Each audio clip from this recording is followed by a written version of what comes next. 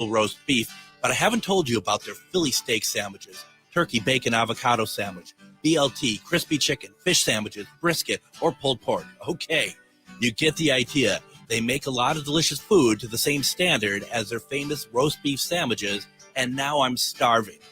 I'm going to go to Maverick's Real Roast Beef off Lexington and Roseville, and you need to go too. Check out their menu at mavericksbeef.com. In the heart of the Northeast, there lies a hidden beast, a dragon's lair at the crossroad, guarded by the maiden Mother Crone. A treasure trove of spells galore, discover incense, books, jewelry, and more. Just as the oracles foretold, this is where your mystery unfolds.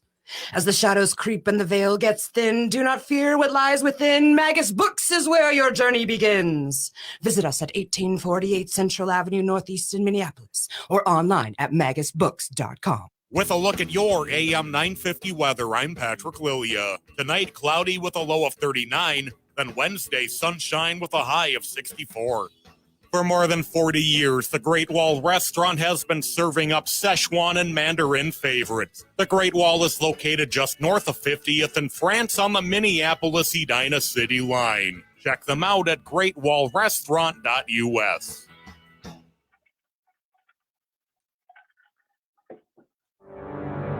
The views expressed and the opinions given by the individual host, guest, random reptoid, or chupacabra may not necessarily reflect those of AM 950 Radio, its affiliates, or its sponsors. Now, it's time to step into the unknown.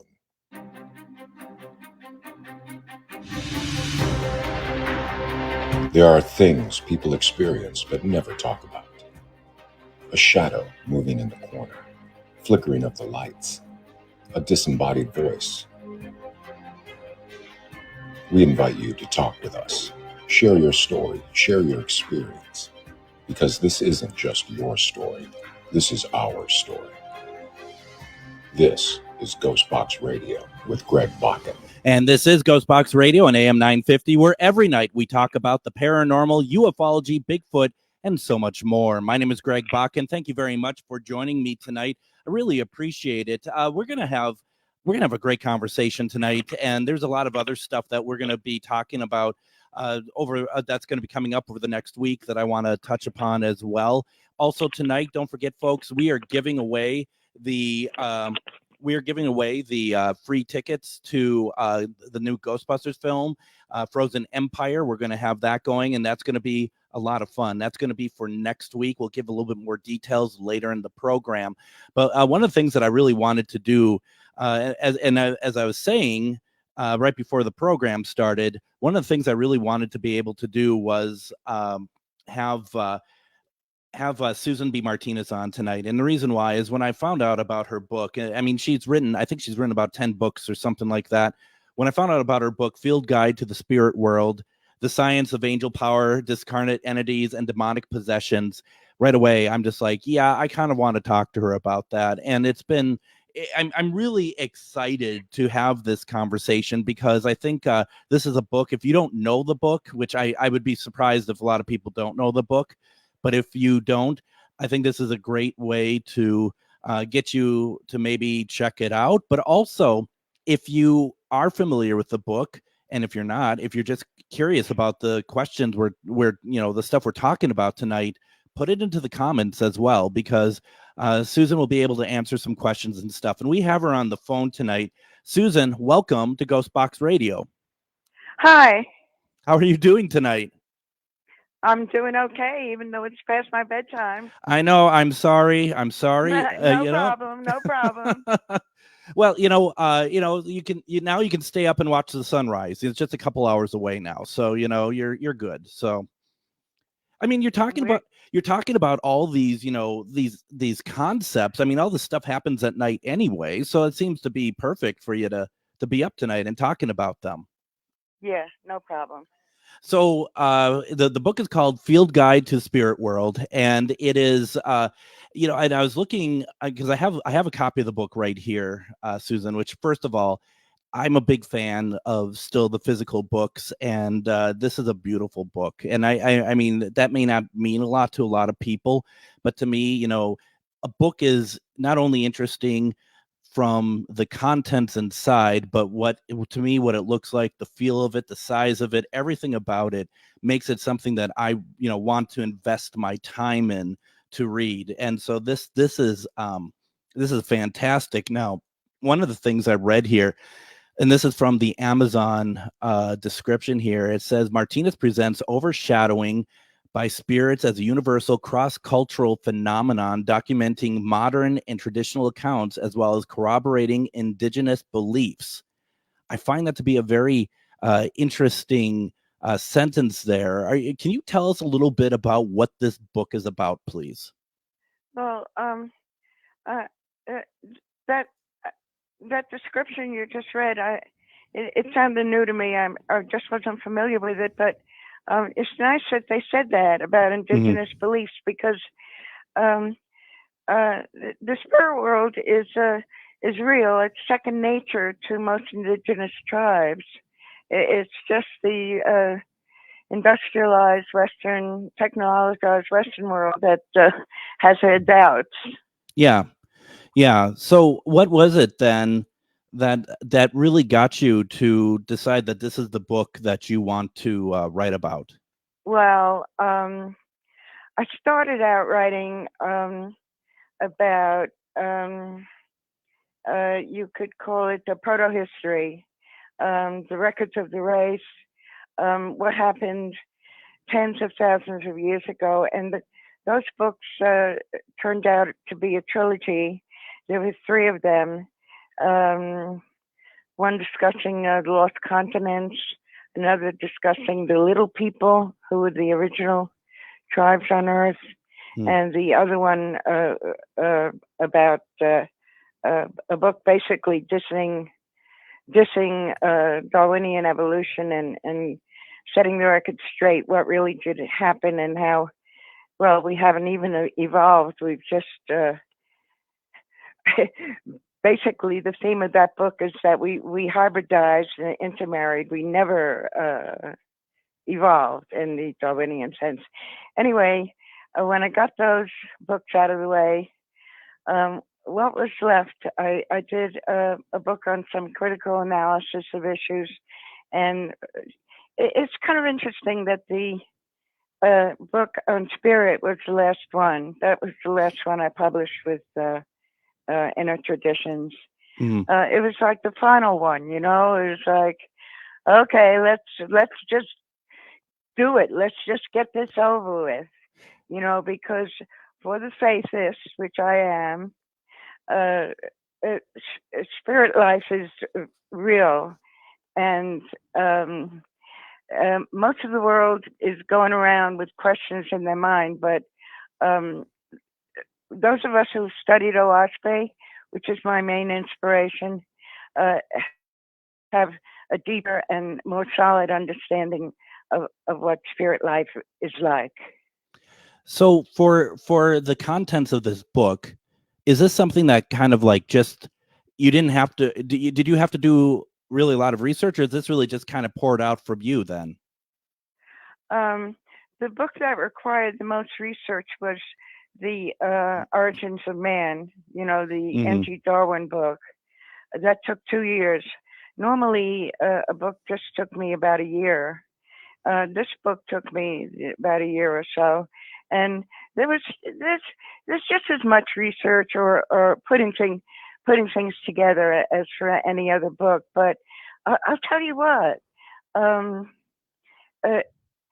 when I have an interview like tonight, sometimes I bone up a little bit on my subject, on the subject that I know they're interested in. But for this one, I know I didn't have to. You know what I'm saying? Yeah. No, I get it. Well, and I find that, I find it really interesting because, I mean, this is something that so many of us are interested in. So many of us want, even if we have our own ideas of what happens after we die, we still want to read about, like, for example, what are you saying it is? What are you saying is happening? Because, do you have people coming up to you and saying that they want to read it because it makes them feel better about what they feel happens to them after they pass, something for them to get ready for, or is it completely different? Well, people do want the truth. They're a little scared of it, but on the other hand, there is more of a reaching to the light these days. You Yeah, know what I'm saying? there is. Yeah.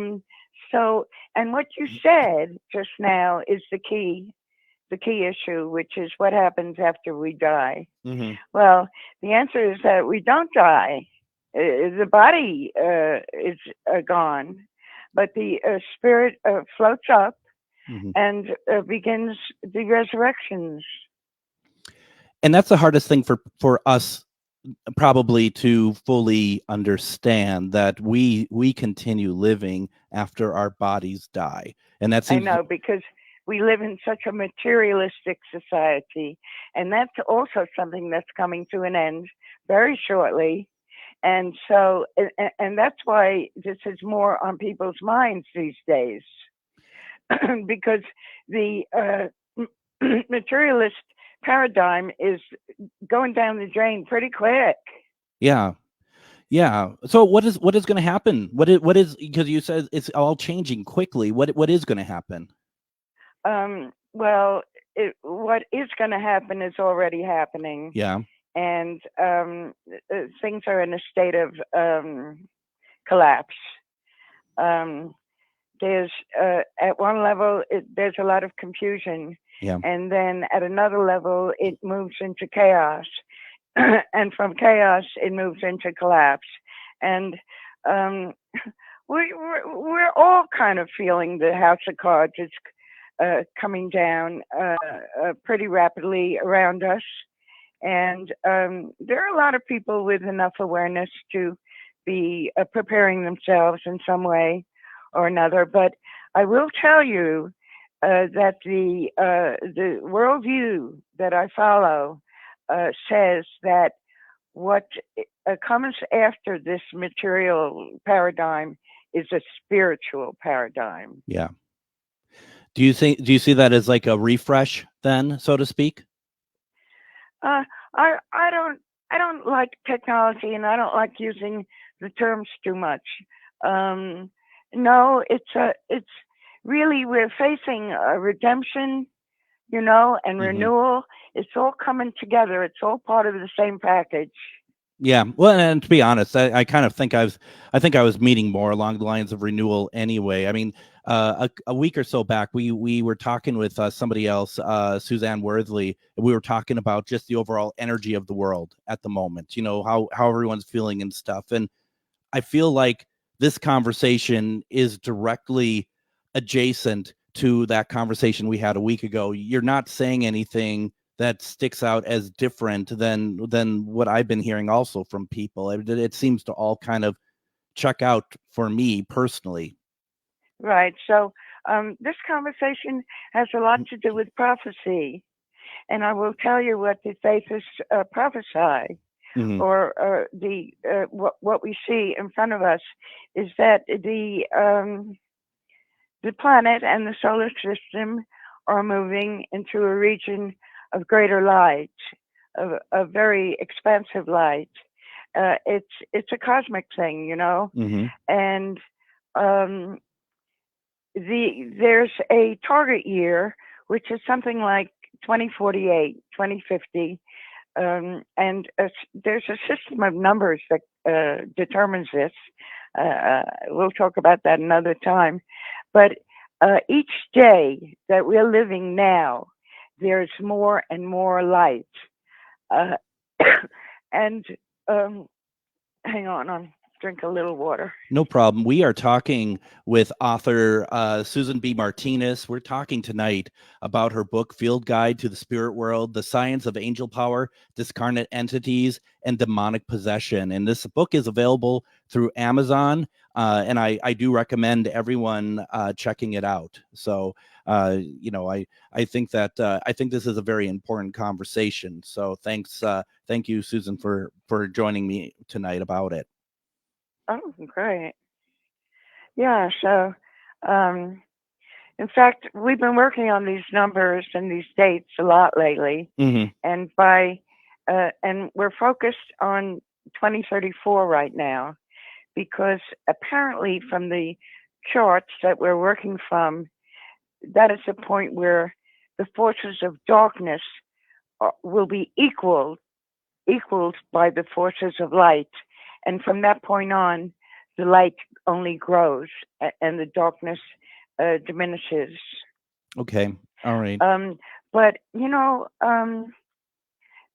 that both of these issues are important for people to know, so they're not in the dark and so they're not so depressed. For one thing, we're moving toward the light. Mhm. We're moving toward harmony and brotherhood, which will come after all this other stuff unfolds. Or I didn't get the right verb there, but you know what I'm saying? Yeah, I do. And the other point for people to cheer up a little is that life goes on in a spiritual form. Mm-hmm, mm-hmm. So yeah, and I'm glad that you brought that up actually, because in the comments, someone had said that it's interesting, but it also sounds very scary. But change in general is scary, right? Well, the whole truth is scary for all of us because we're not perfect, and sometimes we're far from perfect, and really the purpose of life is to become more perfect, and we're caught up in other stuff, and we're caught up in excuses, so we're carrying around this guilty conscience all the time, and yeah, it is scary. If you really want to get scared, read Oaspe. Read what? Oaspe. Okay. That is the new Bible that is our inspiration, the of the faithists. It's spelled Oahspe, and it's actually 3 syllables, which stands for earth, sky, and spirit. O is sky, is earth. That's an Algonquin word. Sure. And spe is spirit. So it's the Oaspe Bible that has these revelations all about the afterlife, all about the records of the race, all about the new science too, and yet it's a fairly unknown thing. I got it. Understood. Why don't we go ahead and do this? Let's go ahead and take our first break. When we come back, we're going to continue our conversation with Susan B. Martinez. The book is Field Guide to the Spirit World. If you have any questions, put them into the comments. You're listening to Ghostbox Radio on AM 950.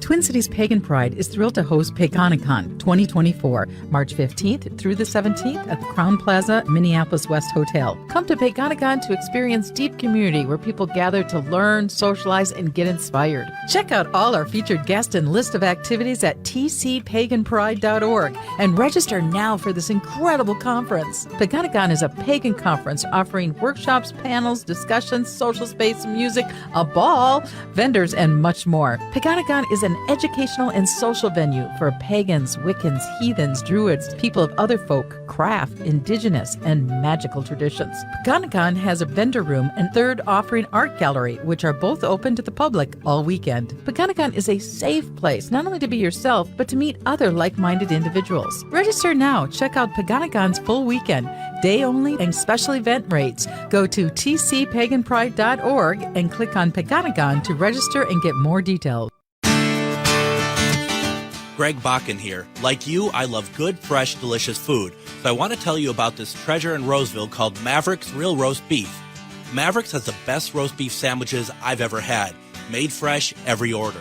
Add fries or onion rings dropped in the fryer when ordered, and you have a winning combination. Maverick's Real Roast Beef has a lot more than roast beef, so check out their website, mavericksbeef.com, or check out their restaurant on Lexington in Roseville. Reach your highest level of consciousness and well-being with MetamorphosisConnections.com. MetamorphosisConnections.com is an online directory of the best holistic and metaphysical practitioners to help you make your most informed choices. You can search MetamorphosisConnections.com for classes, events, wellness and life coaches, plus metaphysical products and shops. You can also search for a wide array of healers from all modalities, including EFT, sound healing, energy healing, light therapy, ancestral healing, shamanic healing, reflexology, past life regressions, hypnotherapy, yoga, and more. And if you're not sure where to start, the search feature on metamorphosisconnections.com is tailored to help both those who know what they are looking for and those who are just starting. Come explore the possibilities for your higher self by visiting metamorphosisconnections.com. Their experienced practitioners can guide both beginners and those that are already on their spiritual journey. That's metamorphosisconnection.com, your link to direct you on your spiritual transformation.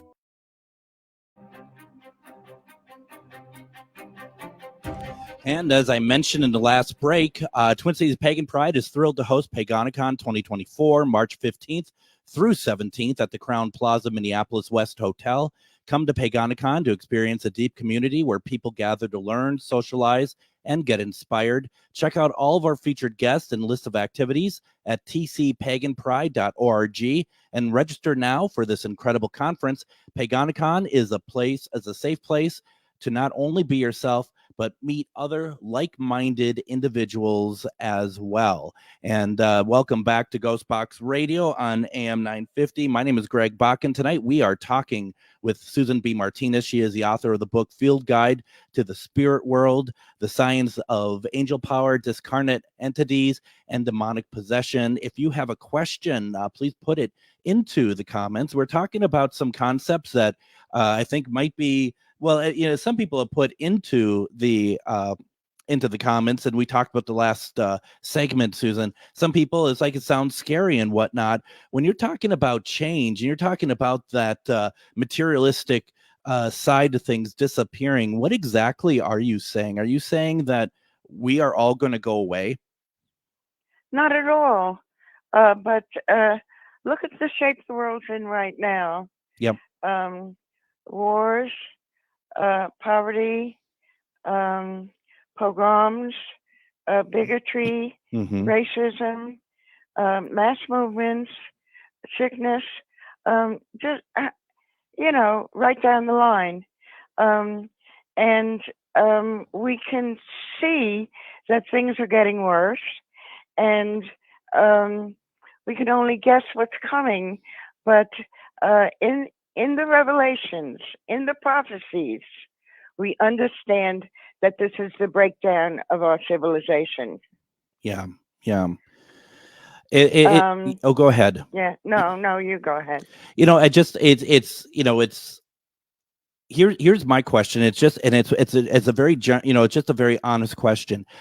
Every so often we run into people saying this sort of thing, and I don't disagree with any of the things you're saying about the current state of the world.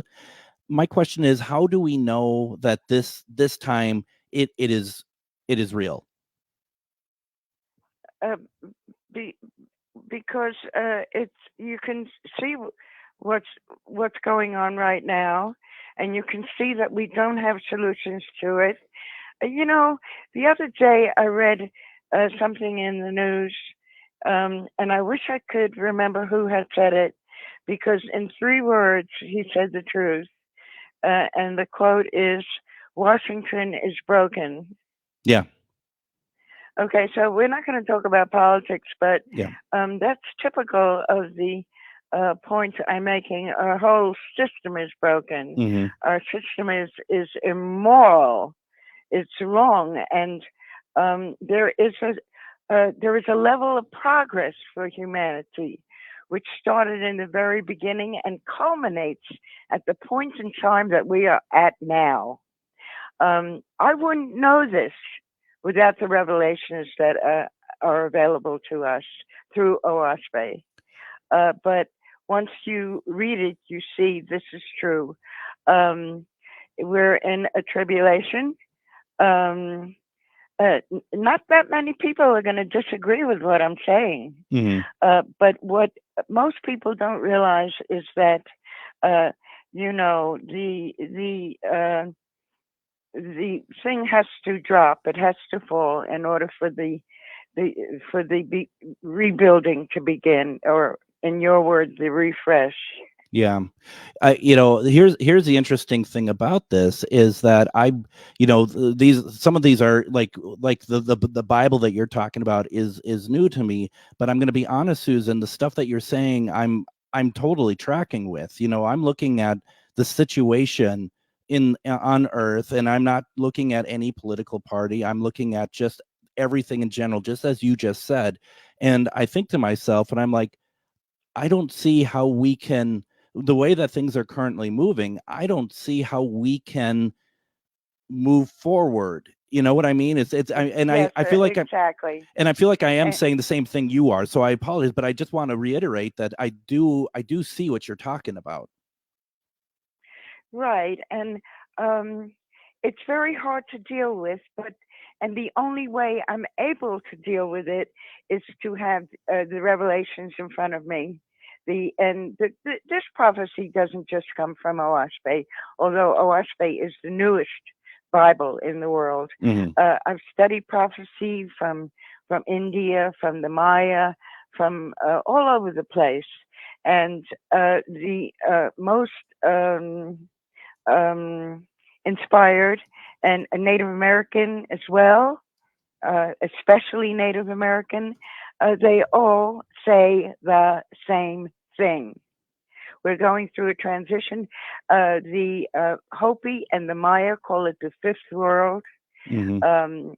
Faces call it something else. We call it Cosmon, the new era that's rising now. The Hindus call it Satya Yuga, etc., etc. But this is known, and this has always been known. Yeah. It's just that right now we are in the most critical moments. And really, the only way I feel that people can deal with it is to give their heart to the Creator and go onward with faith in their heart, with faith in humanity, in humankind. That's also part of the picture now, because we have reached a point in the maturity of mankind where people will refuse to be enslaved anymore, refuse to be abused anymore. It's really happening. So it's some kind of tribulation, and I think the next decade is going to be pretty wild. Even I think this year is going to be pretty wild. Yeah. But like I say, we're moving toward the light. More people are waking up to the issues, and we can't solve anything without waking up to the issues.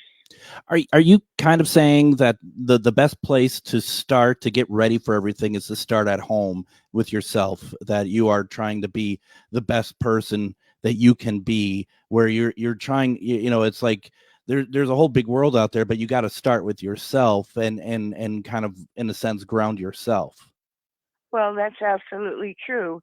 But I have seen that taken to too great a length, where it begins to shut out the rest of the world. Sure. And it becomes a matter of self. And self is the problem. Self is the problem. So, yes, of course, self-perfection and self-development is absolutely necessary. But when the focus becomes too sharp in that area, I don't agree with it. I'll tell you, I read a quote. I think it was, I can't remember who said it. I think it was Socrates, or somebody anyway. He said, I wonder if I can't find it, and I hate rephrasing it because it's so great, but it boiled down to the point that the truly religious person cares about justice and is modest. Now, to me, that vibrated completely with my worldview, because if you shut out the world and try to ignore all the horrible things that are happening in the world, you're digging your head in the sand. And if you seek for self-importance and leadership and all that kind of thing, you're no longer modest. And modesty and the love of justice are the things that are going to save us, the people who are going to save us. Mm. It's interesting. I personally foresee, I see battles all around. I see battles in our country, that are not just with words. Do you think that is where things are heading? Well, could you rephrase that or something? Do you think we're going to have a civil war? Oh, no. I think that's sort of a fantasy of the right wing. Mm.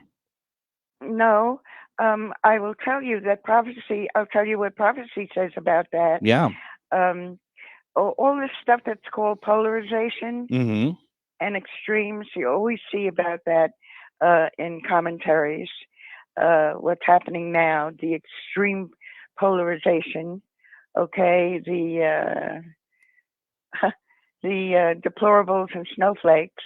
Mm-hmm. Um, that is in prophecy called the dividing of the way. Mm-hmm. And so, no, I don't think there's civil war. I think that the groups are going to their own temper. They're forming. You know that.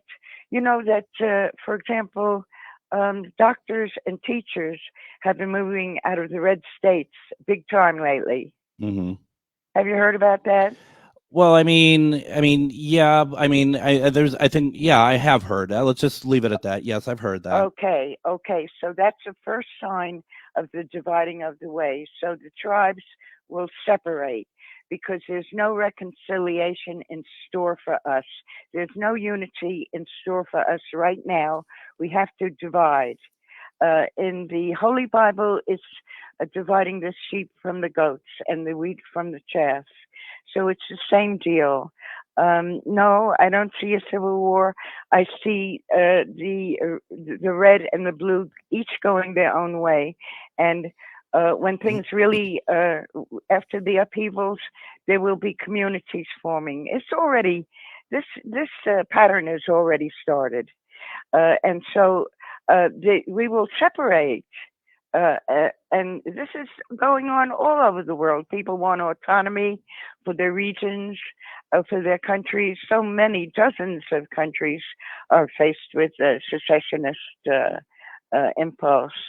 So, no, not a civil war, but a dividing of the way until we find our own people and can make community out of that. I was just reading today about the way you can set up grid for small communities, small nuclear stations and things like that, wind power, solar power, etc. So all of this is possible, and this is the community that people are really craving for because we don't have it anymore. We don't belong to anything anymore. So you're seeing it as but you're still seeing it as a country divided then, right? You're seeing everyone kind of huddling together like hanging out with like.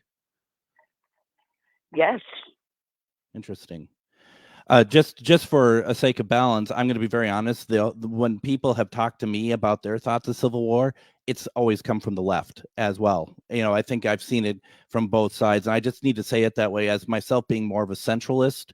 That I feel like that. I hear it. Because there is that energy in the air. People have uncertainty of what's coming their way. And this year in particular is one of those high energy years that I think a lot of people feel like, and you kind of alluded that a lot of what might be precipitated here is coming from this year. 2024? Yes. Go on. Well, right? I think everyone looks at, let's be political. I don't be political on the show, but let's be political.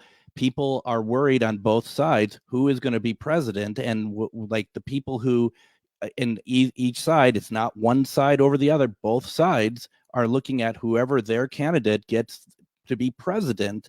That is going to be the catalyst for what takes down our country, our world, whatever their fear is. It just seems like that is the direction that everyone that I'm talking to see that's taking on a level like that. And it's not just it's not just the left, it's not just the right. I mean, they all feel the same about each other's side. But I associate the left with a more pacifistic desire, and I associate the right with guns and so forth, and war and killing.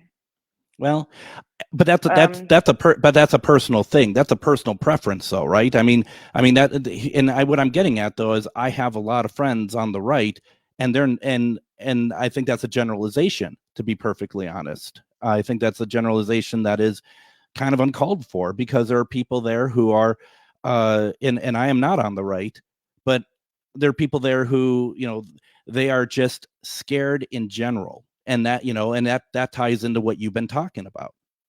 Yes. And, I think that's the problem in general when we're in a year like this, is that I personally don't like to label it on certain people. And what you're saying is that you're going to take it to that we're going to be broken out by those factions. And I don't disagree with that. And there's going to be, if that's the case, I can see factions of people who are like-minded, but they may not be exactly on the same page. But, I really hope, and this is a scary thing, is that people are, their families are breaking up. People are not able to be connected like they were, because politics is tearing them apart. That's right. It goes right down to the family, and that's how it's happening. So why don't let's well, shoot, we're almost at a break already. we just started. We haven't really talked about the book a whole lot either. That's okay. I was hoping this would happen. So why don't we go ahead and do this? I don't even know where I am anymore. It just all went by so quickly. And those who know me and those who watch the show know that I never talk about this stuff on the air. So this is You got it out of me tonight, Susan. This is your. Well, because the subject of spirituality requires this, for in my world.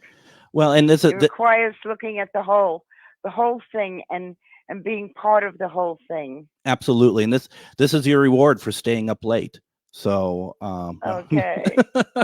Why don't we go ahead? Let's take our next break. When we come back, we're going to talk. I want to talk a little bit about angel power and what discarnate entities are, plus any questions you have in it. We're going to also give away some Ghostbuster tickets. You're listening to Ghostbox Radio on AM 950.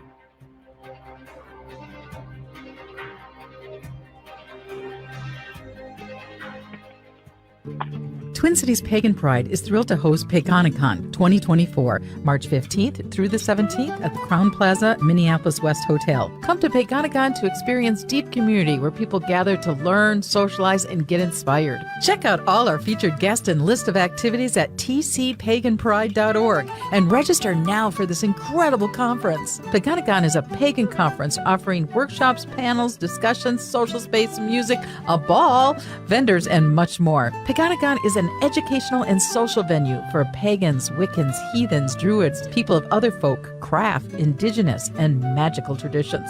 PaganaCon has a vendor room and third offering art gallery, which are both open to the public all weekend. PaganaCon is a safe place, not only to be yourself, but to meet other like-minded individuals. Register now. Check out PaganaCon's full weekend, day only, and special event rates. Go to tcpaganpride.org and click on PaganaCon to register and get more details.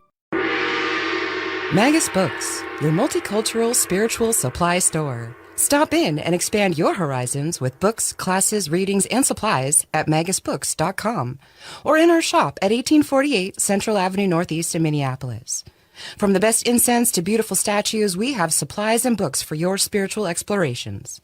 Come in and chat with our knowledgeable staff and get what you need for your next adventure, whether you're fighting ghosts or opening your third eye. Check us out today at magusbooks.com. Reach your highest level of consciousness and well-being with MetamorphosisConnections.com. MetamorphosisConnections.com is an online directory of the best holistic and metaphysical practitioners to help you make your most informed choices. You can search MetamorphosisConnections.com for classes, events, wellness and life coaches, plus metaphysical products and shops. You can also search for a wide array of healers from all modalities, including EFT, sound healing, energy healing, light therapy, ancestral healing, shamanic healing, reflexology, past life regressions, hypnotherapy, yoga, and more. And if you're not sure where to start, the search feature on metamorphosisconnections.com is tailored to help both those who know what they are looking for and those who are just starting. Come explore the possibilities for your higher self by visiting metamorphosisconnections.com. Their experienced practitioners can guide both beginners and those that are already on their spiritual journey. That's metamorphosisconnection.com, your link to direct you on your spiritual transformation.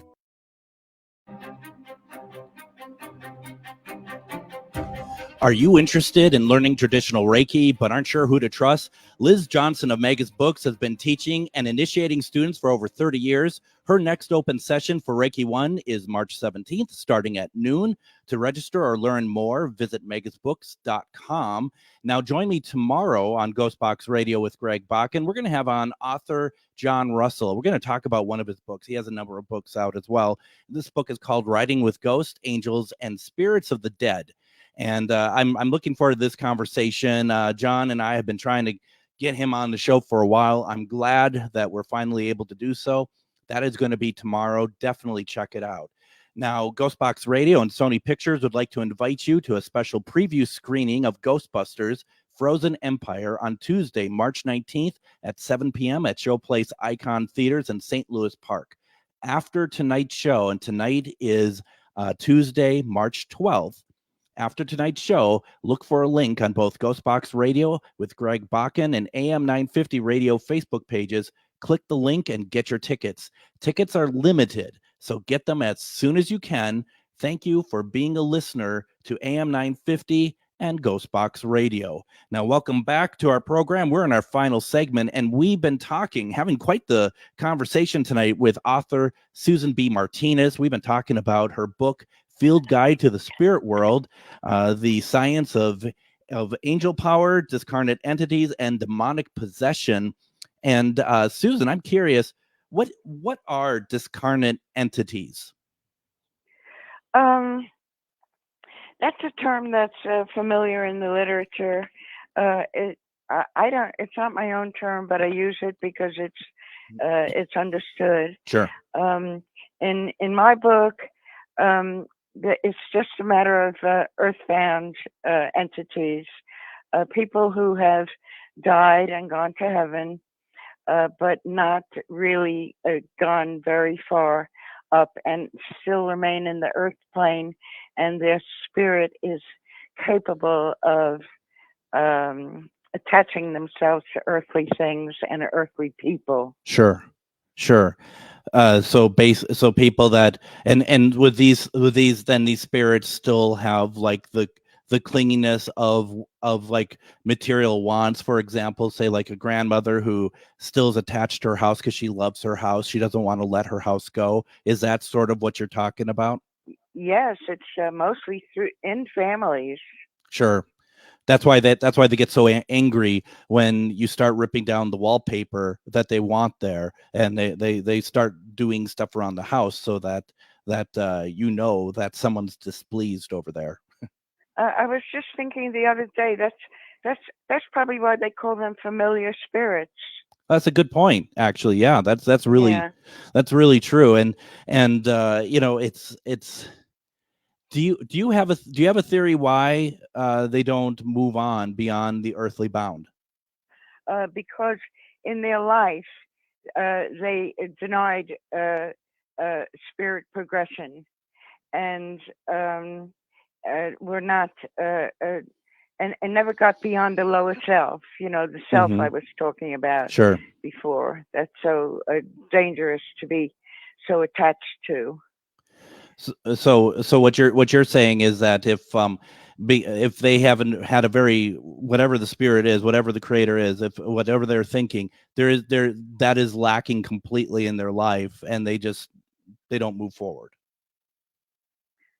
Yeah, because when you get to when you die and go up, there are helpers for everybody, but some people can't handle that. They're not ready for that. They just want and others don't believe they're dead because they still have a kind of consciousness. Maybe they think they're dreaming or something. Do you believe that you can cross over spirits that are in that state, but to cross them over to the other side, to a veil where they don't have those earthly instincts? I don't get the question. Well, if they are, like, the way that I believe it is that they're not on the other side of the veil, and so to be able to transition them so that they can move forward, that they can move on from that earthly plane. Do you see that that's a possibility? Well, yeah, that's what's going on. The lowest region above the earth is called Hada.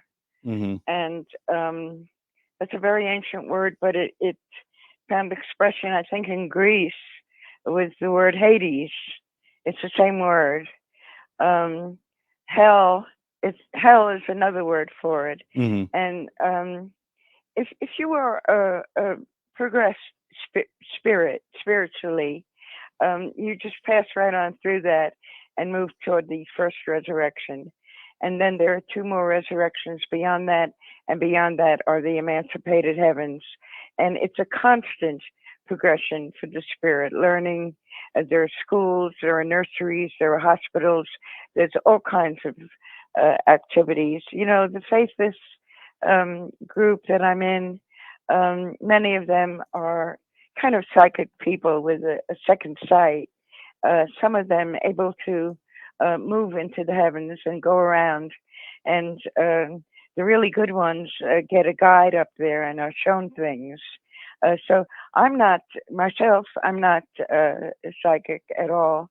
I'm more scholarly, Mm-hmm. but I have heard their stories, and the last one I heard was a friend who was up there in spirit and was shown a place, and met a 14-year-old boy who died in the Ukraine. And he was put in a group of other young people who had never experienced an earth life. And he was kind of put there as a teacher because those who have not lived include miscarriages, abortions, infanticide, people who got stillborn, etc. So there's just there are schools. There's so much going on, and this knowledge is available to us. Now, and so that's a good segue. John had a question. He just wanted to know, how do you know all this? Is this because you mentioned that you take things on a more scholarly level? Is it through research then? Well, I'm sort of the odd man out with that. Most of the faithists are more spiritually gifted than myself, and so I hear their stories and their impressions. But to question how I know it, that gets into a debate agenda that I don't care for. You can think about what I've said. You can accept it. You can reject it. You can do whatever you want with it. But this is a knowledge that came to us through the OASPE Bible, and then we figure out all the things about life that we have questions about, and we compare it to these revelations, and we see that it jives, it resonates. So anybody who believes anything, don't question how they know it. I can't tell you a story how I know what I know. No, but I think you are putting out there a lot of information, right? And I'm certainly, please don't think I'm coming from a point of that I don't disbelieve or that I discredit what you say.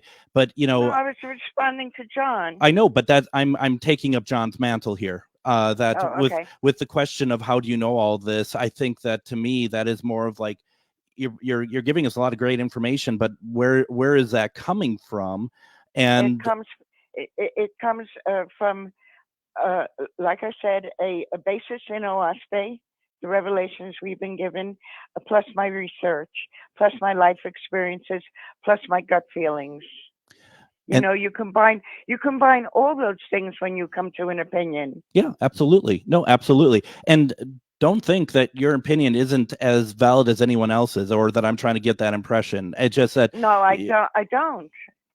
Honey, I don't. and it's just that, and also, we protect everyone on the show, the people asking the questions versus the guest as well. So this whole place is a safe place in general. And Lynette puts in the comments, she says, I think it's perfectly okay to talk about politics. We can have a conversation. People used to be able to discuss what we want for our society. The problem these days is that there are extreme untruths that are treated as factual, and that's not really a sane or healthy place to come from. And I think, and I think Lynette, you are absolutely right as well, that it is a conversation. Normally this show isn't the place for it. That's why I kind of tiptoed into it a little bit, but I'm glad we are having this conversation. Me too. And Susan, I'm really glad that I'm hearing what you are seeing, because the thing is, like I said earlier on, I think that this does mirror a lot of what we've been talking about with the energy of the world. But I am going to say once again, I think that it's everyone feeling this way, and I know that's what you're saying too. I guess I'm just seeing it as kind of very global, I guess, yeah. And that's Absolutely. it. Yeah. So it's going to be very interesting. I think it's going to be very interesting seeing where we are come January 2025, or February, whatever. What does things look like, and has anything backed off, or has it gotten more intense? And I think you're saying it's going to get more intense. That's right. And we need to be prepared. We need to prepare ourselves, our spirit, and all the difficulties we're having in our personal lives. It's all part of it. We walk around with people don't know other people's problems anymore, but they're pretty intense, and just we need to come together. Yeah. Absolutely. Just so you know, John had said that, he doesn't want anyone to take offense with the question. He's just asking the question, and that's the way I took it from him. It's not offense.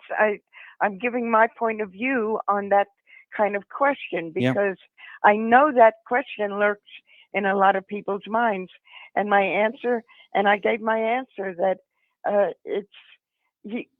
until you know a person really well, it's not really a valid question. I disagree with that. I respectfully disagree with that, because if you're going to be in a public place like this, that it's you can have the answer that you have, and that is totally valid. But it's also, I think it's valid for people to ask the question, because you are giving a lot of very, very specific and not very fantastic information. So I think that's fair that he asked the question. And this is what I know.